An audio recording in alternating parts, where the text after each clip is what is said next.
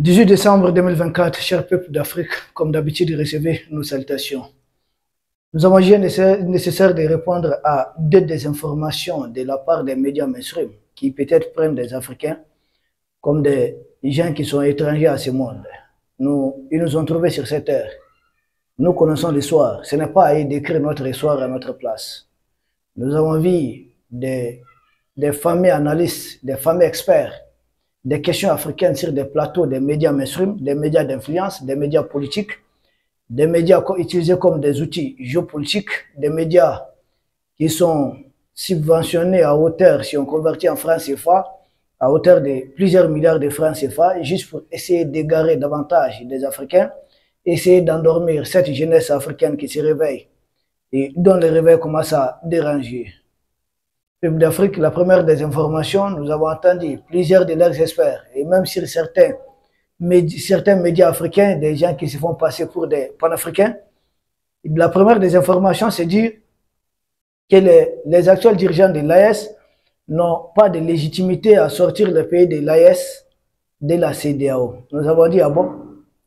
D'abord, la CEDEAO, ce sont les États qui se sont engagés. Ça, c'est la première des choses, comme élément de réponse. Deuxième des choses, les présidents qui ont fondé la fameuse CEDEAO avec une légitimité en tant que telle, c'est une question de légitimité hier. Nos actuels présidents sont des révolutionnaires qui drainent des masses populaires derrière eux. Et pas n'importe quelle masse populaire qu'on veut faire croire. De l'intellect. Effectivement, il s'agit de cela. Il s'agit du peuple dans son ensemble. Il s'agit de tout le monde. Les présidents fondateurs de la CEDEAO, nous avons le général Moussa Traoré du Mali. Il a dirigé le Mali pendant 23 ans. Jusqu'à présent, il détient le record de longévité au pouvoir depuis les indépendances. Jusqu'à présent, 23 ans au pouvoir. Un militaire pur et dur. Un militaire qui est connu en tant que tel. Parce que ici, on sait ce qui s'est passé. Demandez à ceux qui connaissent l'histoire de la prison de Taoudéni. C'est un militaire vrai, un militaire de carrière. Il a d'ailleurs été à Tanganyika, l'actuelle Tanzanie, pour former l'équipe, les hommes de Nelson Mandela et autres, pour pouvoir se libérer des régimes d'apartheid.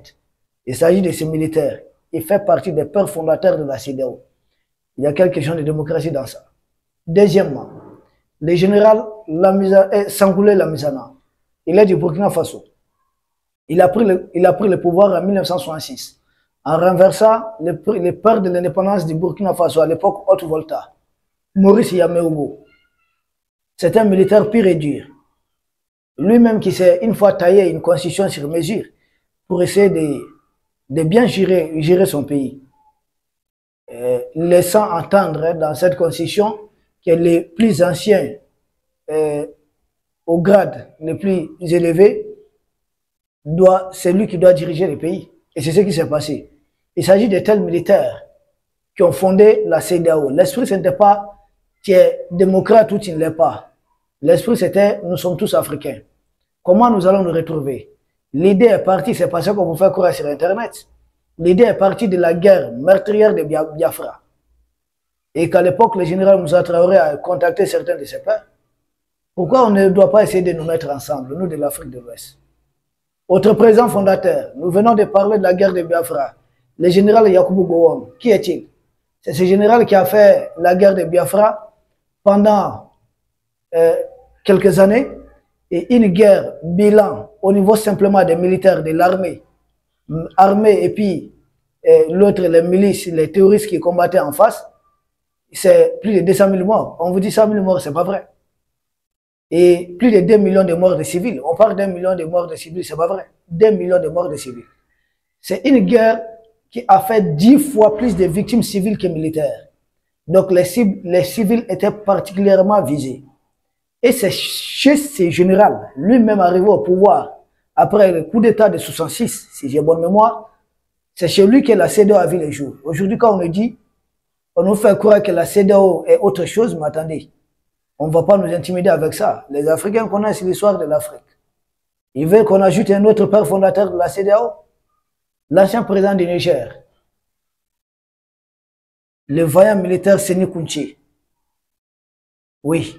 Le patriote Séni Kounché, lui qui, au moins, Il avait la tête dure, hein. S'il décidait d'aller chez Kadhafi, il va aller. N'oublions pas qu'Amari Diori a été renversé pour s'être approché de Kadhafi et pour avoir voulu fixer dorénavant les prix d'uranium, à l'époque Arlit. C'est pour cela que le père de l'indépendance du Niger a été renversé. Et il a été renversé par qui? Par le général Sénou Kounché, qui a été nommé chef d'état-major de l'armée du Niger en 1973. Et en 1974, déjà, il était au pouvoir. Et il va mourir au pouvoir. Ce sont ces militaires-là qui ont fondé la CEDEAO. On va nous intimider avec quoi? On veut qu'on ajoute encore un autre nom. Nous allons citer les très braves, les très patriotes militaires que nous saluons. Repos aussi à son âme. Hein. Il s'agit de l'illustre Mathieu Kérékou, arrivé au pouvoir en 1972. Il fait incarcérer les 3 précédents chefs d'État qui ont régné avant lui. Mathieu Kérékou, vaillant patriote, va rester au pouvoir jusqu'à 1991. Il va organiser les élections et il va accepter, bien sûr, la victoire du président Soglo, Nicéphore Soglo. 1996, il revient aux affaires. 2001, il est réélu. 2006, il fait son deuxième mandat et puis il s'en va. Mais après avoir passé combien d'années? D'abord 18 ans au pouvoir. Ensuite, il revient passer 10 ans au pouvoir. C'est des gens comme ça qui ont fondé la CEDEAO. Et c'est des très bons patriotes. Nous ne sommes pas dans des histoires qu'on veut faire dormir les Africains. J'ai tout à dit. Je ne suis pas quelqu'un qui est réellement contre le 3e, 4e, 5e mandat de Ouattara. Moi, mon problème, c'est quoi? 3e, 4e, 5e mandat, il est fait pour les Africains ou bien pour la junte macronienne? Je suis opposé. Même un seul mandat pour la junte macronienne, je suis contre. Mais 10 mandats pour le peuple d'Afrique, moi, je ne suis pas contre. Je ne suis pas du tout contre. Voilà, ça, que les choses soient très claires. Il s'agit de notre ligne de conduite. Voici, entre autres, des militaires qui ont mis en place la CEDEAO. Certains vont me dire qu'il y avait des civils. Mais lesquels de ces civils étaient réellement légitimes ou bien étaient démocrates? On va me parler de qui? Félix Houphouët-Boigny. Mais nous savons comment son compagnon, qui était sans doute son grand rival, l'homme le plus populaire à l'époque en Côte d'Ivoire, Victor Piaka Bouda, nous le saluons au passage. Comment a-t-il été assassiné? Sans son assassinat, Houphouët-Boigny allait accéder aux affaires. Mais c'est parce que Houphouët-Boigny faisait les affaires du général de Gaulle. Ça, il ne faut pas l'exclure. On va nous dire qui? Quel autre civil? Léopold Sédar Senghor, mais qui est-il? C'est pas lui qui a d'une manière ou d'une autre participé activement à faire éclater la Fédération du Mali. Léopold Sédar Senghor est même là, au Sénégal. Est-ce légalement, c'était à Senghor de prendre le pouvoir? Non, c'était plutôt à Mamadou Dia. Renseignez-vous. On va nous parler de quel autre civil? Le président William Tolbert. Bon, on sait comment Tolbert délibérait accéder au pouvoir. On sait ce que Tolbert faisait. Nous savons pourquoi Tolbert a été renversé. Et aussi qui a commandité son assassinat. On va nous citer quel autre président à l'origine de la création de la CEDEAO. À l'époque, on va nous citer qui? Daouda Diawara de la Gambie. Mais il y avait un militaire qui commettait aussi d'atrocités comme Daouda Diawara de la Gambie à l'époque. Mais c'est l'histoire récente de l'Afrique. On n'a pas besoin des médias mainstream. Nous connaissons chacun des hommes qui a dirigé les pays africains, sans doute depuis les indépendances. En tout cas, ce qui concerne l'Afrique de l'Ouest. Il s'agit de notre continent. Ce n'est pas des pseudo-experts africains qui ne connaissent rien de l'Afrique. Sans aller sur Google ou dans certains documents, nous discutons avec beaucoup de vieilles personnes en Afrique. Donc la CEDEAO, sa naissance, ce n'est pas une question de démocratie ou autre. Ils ont essayé de récupérer la CEDEAO. À l'époque, même au départ, ce n'était pas CEDEAO, c'était CAO. Ils ont essayé de transformer les choses. Et ils font croire, ces gens, ils sont convaincus qu'ils peuvent écrire l'histoire comme ils veulent. Mais ce n'est pas comme ça que les choses se passent. Deuxième désinformation au peuple d'Afrique. On ne va pas être loin avec eux. Parce que demain, il y a une très bonne nouvelle au Mali. Nous reviendrons là-dessus. C'est l'histoire du Mali, on va vous en parler. La deuxième désinformation, c'est quoi? Ils disent que les peuples de l'Est n'ont pas été consultés pour sortir de la CEDEAO. Je dis, mais ça, on ne va même pas prendre du temps là-dessus. Quel est le peuple en Afrique de l'Ouest qui a été consulté pour créer la CEDEAO? Je veux qu'on me cite un seul pays où il y a eu un référendum pour créer la CEDEAO. Ça n'a pas existé. Ça, c'est la première des choses. Deuxième des choses, on nous dit, qu'on n'a pas consulté les peuples après avoir créé la CEDEAO. Même des pays qui ont rejoint. Par exemple, si je ne me trompe pas, la Sierra Leone qui aurait rejoint en 1976. Des pays qui ont rejoint un an après la création et autres. Quel est ce pays qui a organisé une consultation? Ça n'a pas existé. On laisse ça. Posons-nous la question. La Mauritanie, avec Ould Daddah, le père de l'indépendance de la Mauritanie, quand ils ont adhéré à la CEDEAO, ils ont consulté qui? Quand la Mauritanie s'est retirée de la CEDEAO en 2000, la Mauritanie a-t-elle consulté son peuple? Il y a eu un référendum? Non. Mais pourquoi il n'y a pas de bruit quand la Mauritanie s'est retirée? Et il y a autant de bruit quand les pays de la CEDEAO se retirent. À tel point qu'on est en train de violer les textes de la CEDEAO. Ces gens parlent d'une prolongation de 6 mois, que c'est une période pour qu'on réfléchisse davantage. Mais attendez, autrefois on n'avait pas réfléchi. C'est une insulte. C'est une insulte à notre souveraineté. C'est une décision souveraine qui a été prise. Après avoir brandi plusieurs fois les menaces de nous retirer. Aujourd'hui, on nous dit de réfléchir encore pendant 6 mois. Pour nous, la CEDEAO prend fin le 29 janvier 2025. Pas plus, pas moins. Cette période, c'est juste essayer de valider un coup contre le peuple d'Afrique, essayer de justifier pour dire que le retrait n'avait pas été validé. Le retrait est bel et bien validé. On ne veut pas voir la bouche de la CEDEAO dans nos affaires. Voilà. Que ça, les choses soient réellement claires. Donc, des informations. La Mauritanie s'est retirée. La Mauritanie n'a consulté personne. C'est en 2000 tout près. Il n'y a pas eu autant de bruit. Pourquoi il y a autant de bruit quand il s'agit des pays de l'Est? Qu'est-ce que la Mauritanie alors offre de mieux aux impérialistes que les pays de l'Est ne veulent pas? Tout simplement parce que la Mauritanie, en se retirant, est retombée dans le système. Aujourd'hui, c'est à partir de la Mauritanie, c'est pas moi qui l'ai dit, c'est Al Jazeera qui a filmé les touristes qui sont en train de se faire soigner. Et le gouvernement mauritanien n'a pas condamné Al Jazeera pour cela. Et nous sommes ici au Mali, nous savons d'où viennent les attaques terroristes. Les exercices militaires des Américains sont constamment organisés là-bas en Mauritanie. Donc, tant qu'ils sont dans le système, ils se retirent de la CEDEAO, mais ils restent dans le système, ce n'est pas un problème.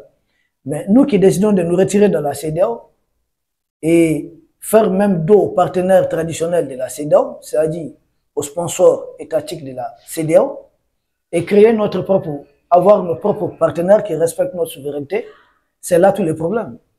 Si les pays de l'Est avaient décidé de garder la junte macronienne, l'oncle Sam et autres comme des alliés, des partenaires de premier rang, les problèmes n'allaient jamais se poser. Les problèmes se posent tout simplement parce que nous quittons un bloc à la solde des impérialistes. Voici tous les problèmes. Et d'ailleurs, si la CEDEAO veut réellement des membres, mais depuis 2017, le Maroc tape à la porte de la CEDEAO. Pourquoi il n'accepte pas tout simplement la candidature du Maroc, qui pourtant a bénéficié d'un accord de principe en 2018? Parce que ni la France, ni les Nigériens ne veulent du Maroc. Ils disent que la balance commerciale du Maroc à l'égard des pays de la CEDEAO est excédentaire. Et quand le Maroc va venir, le Maroc va prendre le monopole de la chose. Donc, ils ne veulent pas du Maroc dans la CEDEAO. Mais ils se battent pour que nous on reste dans la CEDEAO. Mais vous avez des gens qui veulent adhérer. Même la Mauritanie, elle est partante pour cette nouvelle zone de libre-échange de la CEDEAO. Mais allez-y avec de tels pays. Pourquoi s'accrocher à nous et créer toutes ces désinformations autour des questions de la CEDEAO? Ça ne sert à rien. Donc, peuple d'Afrique, il était utile, il était nécessaire de revenir sur ces désinformations que nous avons écoutées durant ces quelques jours en longueur de journée. Des gens nous envoient ça de gauche à droite. Nous avons compris. Tout est fou. La CEDEAO a été créée par des militaires. La CEDEAO a évolué avec des militaires, en grande partie. Et la CEDEAO, c'est une intégration sous-régionale, hein, et puis la prospérité économique. La CEDEAO n'a jamais été politique, c'est mêlé des affaires politiques. Ça, c'est récemment, les impérialistes pour ne pas perdre le contrôle de la chose. Et deuxièmement, aucun pays de la CEDEAO n'a jamais organisé un seul référendum sur une question de la CEDEAO. Donc, ça a toujours été des dirigeants. Donc, nous, de même, les militaires qui nous ont fait entrer de la CEDEAO, c'est des militaires qui nous sortent de la CEDEAO. Comparez les militaires à l'origine de la création de la CEDEAO aux militaires actuels. Les militaires actuels, moi, je les trouve tellement Hein? Moi, je les trouve tellement, hein, comment on va dire, religieux, tellement bons, tellement sans problème. Des militaires autrefois, on sait ce qu'ils ont fait subir à nos peuples. Mais pourtant, ce sont eux qui ont créé la CEDEAO.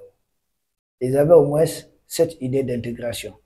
Ils n'étaient pas des vassaux au degré des actuelles familles démocrates. Ah, les actuelles familles démocrates sont totalement...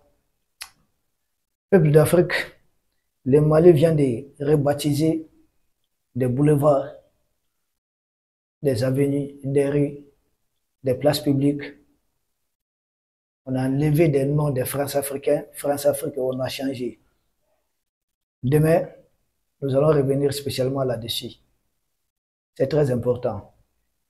Quelle est l'histoire derrière chacun des grands hommes dorénavant qui a été valorisé, à qui on a rendu davantage hommage ici au Mali. On en parlera demain. Peuple d'Afrique, recevez nos salutations et à très bientôt.